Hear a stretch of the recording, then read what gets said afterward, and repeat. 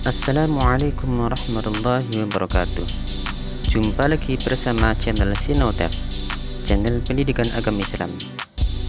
Pada kesempatan kali ini kita akan membahas materi pendidikan agama Islam untuk kelas 10 sesuai dengan kurikulum penggerak atau kurikulum pusat keunggulan atau sering disebut juga dengan kurikulum prototipe.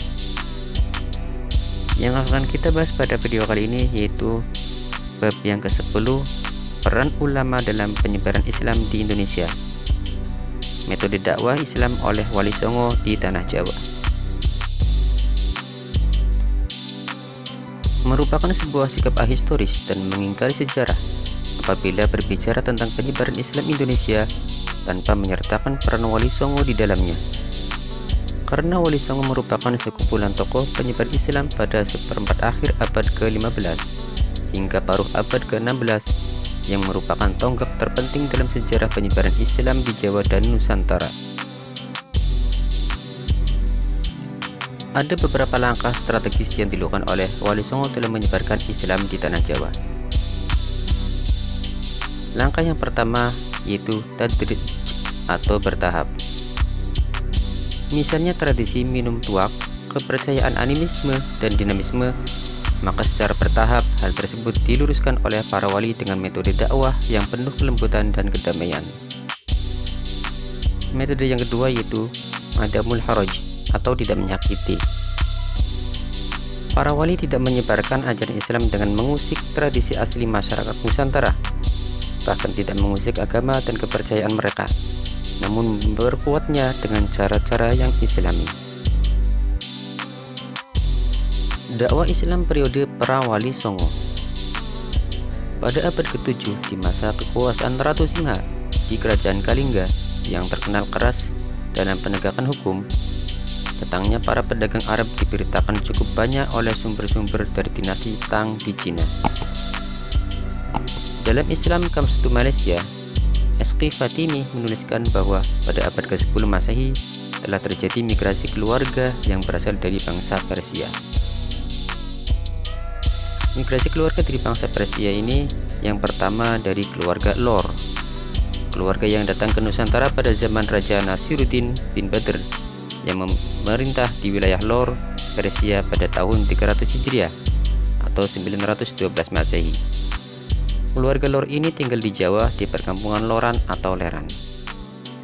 Yang kedua, keluarga Jawani, yaitu keluarga yang datang pada zaman Jawani Al-Kurdi yang memerintah Iran pada tahun 301 Hijriah atau 913 Masehi.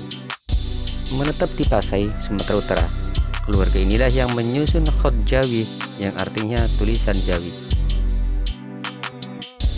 Yang ketiga, keluarga Syiah, yaitu keluarga yang datang ke Nusantara pada masa Ruknuddaulah bin Hasan bin Buai Ad-Dailami pada tahun 357 Hijriah atau 969 Masehi.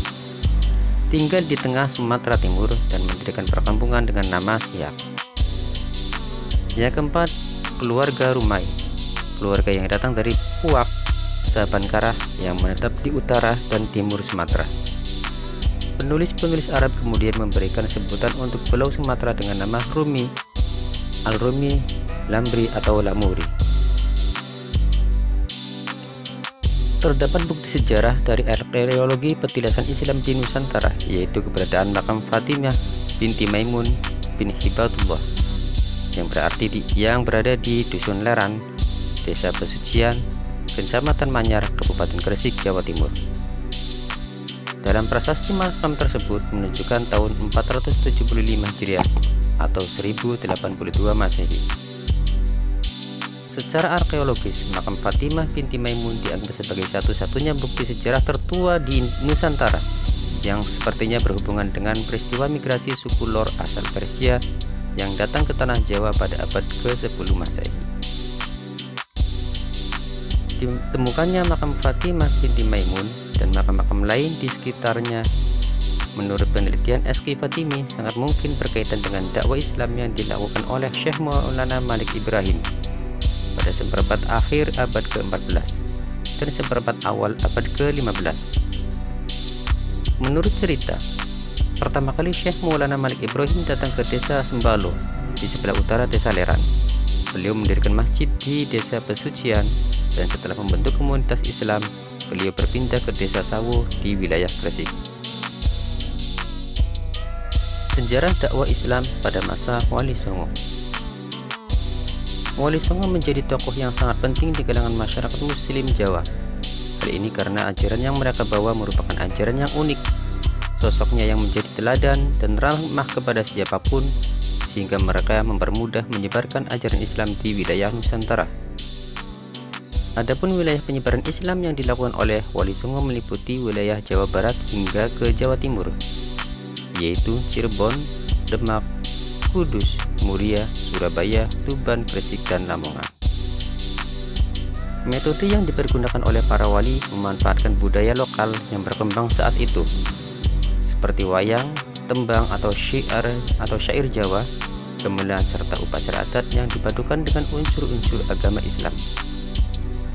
Para wali memasukkan nilai-nilai dan ajaran agama ke berbagai unsur budaya dari yang sebelumnya bernuansa Hindu-Buddha, maka terjadilah asimilasi dan akulturasi budaya dengan ajaran Islam yang menghasilkan harmonisasi dan keserasian. Metode dakwah Wali Songo. Wali Songo merupakan suatu dewan dakwah atau dewan mubaligh.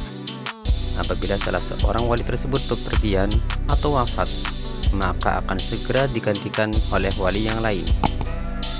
Era Wali Songo sekaligus merupakan pertanda berakhirnya dominasi budaya Hindu-Buddha di Nusantara, yang kemudian digantikan dengan kebudayaan Islam. Mereka adalah simbol dan ikon penyebaran Islam di Indonesia, khususnya di Jawa.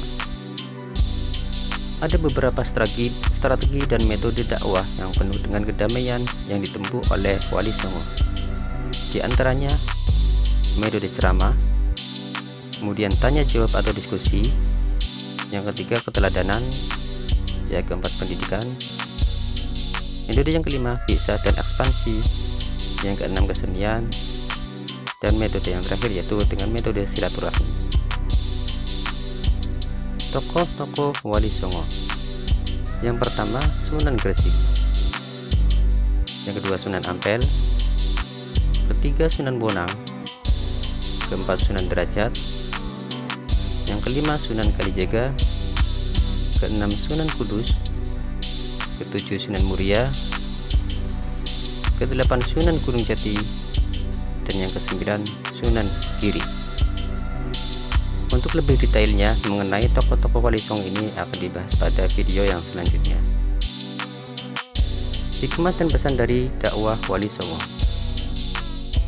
Metode dakwah yang dilakukan oleh para Wali Songo benar-benar merangkul dan merengkuh semua lapisan masyarakat.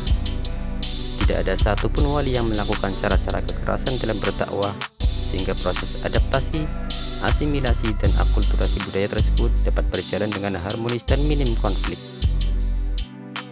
Oleh karena itu, melalui pelajar dan remaja, hendaklah digaungkan kembali semangat dakwah dengan mengedepankan nilai kelembutan, keramahan, penuh norma dan sopan santun, serta menghindari kekerasan sebagaimana yang dilakukan oleh para Wali Songo. Diteladani dan dikembangkan dalam frase Negara Kesatuan Republik Indonesia dengan beragam suku bangsanya ini. Itulah video pembahasan materi pendidikan agama Islam untuk kelas 10 bab yang ke-10. Untuk update video-video selanjutnya, jangan lupa like, share, komen, dan subscribe. Terima kasih. Wassalamualaikum warahmatullahi wabarakatuh.